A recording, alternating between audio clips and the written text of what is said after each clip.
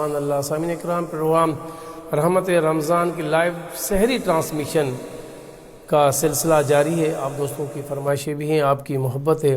میری دعا ہے رب کریم سے کہ رب کریم ہماری اس محفل کو ہم سب کے لیے باعث بخشش کا سبب بنائے اور اپنی بارگاہ الہی میں قبول اور مقبول فرمائے۔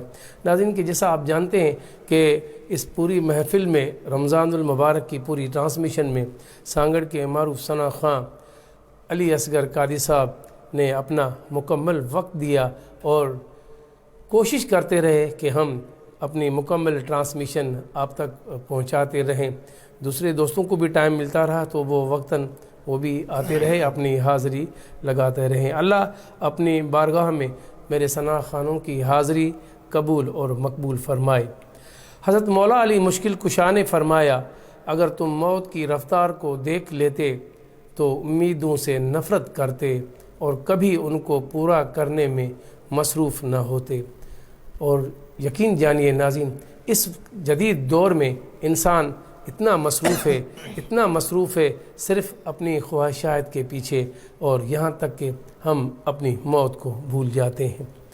حدیث مبارک میں آتا ہے، روایت ہے حضرت ابن عباس رضی اللہ تعالیٰ عنہ سے کہ نبی کریم صلی اللہ علیہ وآلہ وسلم نے فرمایا، شب قدر کو رمضان کے آخری عشرہ میں تلاش کرو، جب 9 دن باقی رہیں، 7 دن باقی رہیں، 5 دن باقی رہیں، ان میں تلاش کرو۔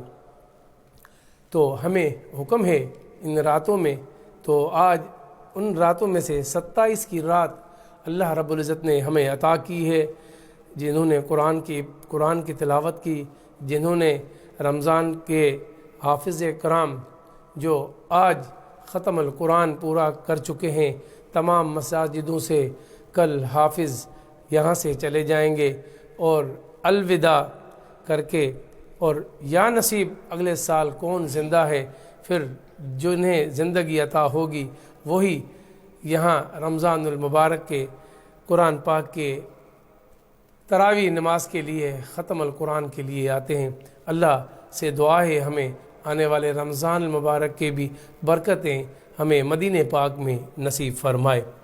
ناظرین، میرے پروگرام رحمت رمضان کا سلسلہ جاری ہے۔ وہ لوگ خدا شاہد ہے قسمت کے سکندر ہیں، وہ لوگ خدا شاہد قسمت کے سکندر ہیں، جو سرور عالم کا میلاد مناتے ہیں۔ آئیے علی اصغر قادری صاحب سے میں ملتمس ہوں۔